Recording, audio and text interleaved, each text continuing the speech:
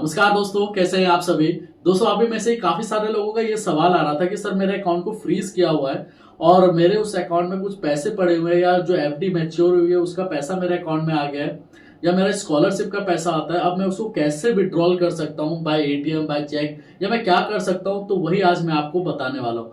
देखिए दोस्तों, अगर आपके अकाउंट को फ्रीज किया हुआ है किसी साइबर सेल के द्वारा और आपका अकाउंट किसी भी बैंक में है, XYZ बैंक में है, उसमें एफडी का पैसा है, उसमें आपका मेहनत का पैसा है, उसमें आपकी सैलरी क्रेडिट हुई है या आपका स्कॉलरशिप आता है, तो अगर उस केस में आपके मल्टीपल कंप्लेंट्स है, मतलब आपके जो साइबर सेल का कंप्लेंट आया हुआ है, जैसे आप एग्जांपल के तौर पे ये मैं दिखा रहा हूँ, ये एक अकाउंट नंबर पे टोटल मान के चलिए 4 से 5 कंप्लेंट है।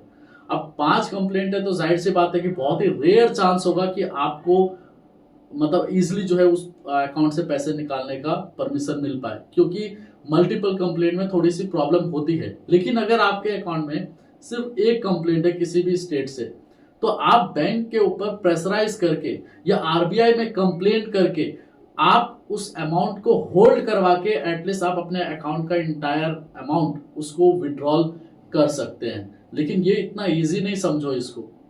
जो लोग सोचेंगे अरे यार बस इतना ही करना है, तो इतना इजी पार्ट नहीं है, क्योंकि जब साइबर का कंप्लेंट होता है मल्टीपल केसेस में तो बहुत रेयर चांस होगा कि आपको परमिशन मिल भी पाएगी कि आपके अकाउंट में होल्ड लगा के बाकी का पैसा निकालने के लिए मिल भी सके। क्योंकि काफी बार क्या होता है कि जब मल्टीपल्स कंप्लेंट होती है तो उस केस में जो है आपको एनओसी की जरूरत पड़ेगी ही पड़ेगी।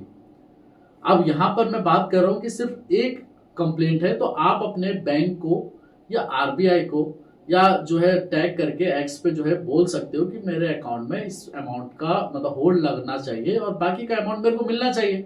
तो उस केस में आप कंप्लेंट कर सकते हो आरबीआई में बैंक का कि मेरे अकाउंट को एटलीस्ट जो है डिफ्रीज किया जाए और जो फ्रॉड का पैसा है उसको रोका जाए, बाकी का मेरे को एटलीस्ट निकालने दिया जाए, ताकि जो मेरा डे टू डे का वर्क है उस पर हैम्पर ना हो। तो इस केस के लिए आपको क्या करना पड़ेगा कि अगर आपके अकाउंट को फ्रीज किया गया हुआ है और एक अकाउंट पे एक ही कंप्लेंट है और वो भी 2-4-5 हजार का है, तो आप बैंक को मेल करके या बैंक से रिक्वेस्ट करके उस पर्टिकुलर अमाउंट को होल्ड करवा के आप अपने इंटायर अमाउंट को विड्रॉल कर पाएंगे, चाहे वो एटीएम के थ्रू या चेक के थ्रू। अगर आप कितना भी एटीएम से विड्रॉल करने की कोशिश करेंगे या चेक लगा देंगे तो उस केस में आप उस पैसे को निकाल नहीं पाएंगे जब तक वो रिस्ट्रिक्शन बैंक के द्वारा हटाई नहीं जाएगी। साइबर सेल जब अगर आपके अकाउंट में कोई कंप्लेंट आता है साइबर सेल का और वो मल्टीपल कंप्लेंट से 4 स्टेट से 5 स्टेट से, तो बहुत ही रेयर चांस है कि बैंक वाले आपको परमिशन दे भी दे कि आप अकाउंट को यूज कर सकते हैं। क्योंकि देखिए मल्टीपल कंप्लेंट इतने इजिली नहीं आता है। ज्यादातर लोगों के पास एक कंप्लेंट होगा या 2 कंप्लेंट होगा, मैक्सिमम इतने ही आते हैं। लेकिन जब मल्टीपल कंप्लेंट्स आता है तो बैंक के भी हाथ बन जाते हैं और बैंक वाले इतनी जल्दी मदद भी नहीं करते, क्योंकि उनको डाउट लगता है कि आप ही फ्रॉड नहीं कर रहे हो।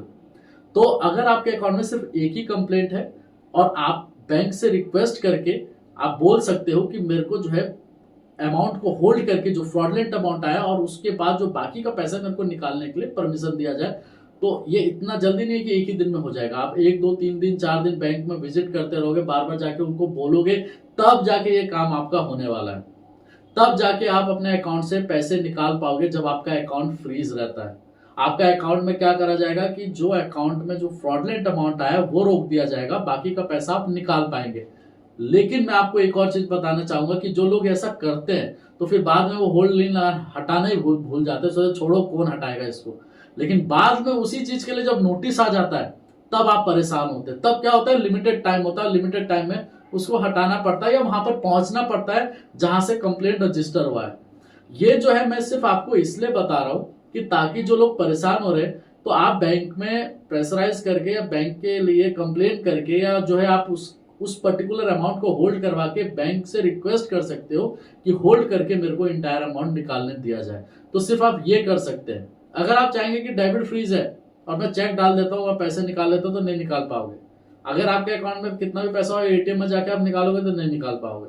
आप एनईएफटी करोगे वो भी नहीं हो पाएगा। आप जो भी करना चाहोगे नहीं हो पाएगा। आप उससे डेबिट कर ही नहीं पाओगे, बस क्रेडिट होता रहेगा। लेकिन अगर आपको पैसे निकालने हैं तो बैंक से जाके रिक्वेस्ट करके होल्ड करा के आप तभी निकाल सकते हैं। इसके अलावा और कोई तरीका नहीं है। ठीक है दोस्तों, धन्यवाद।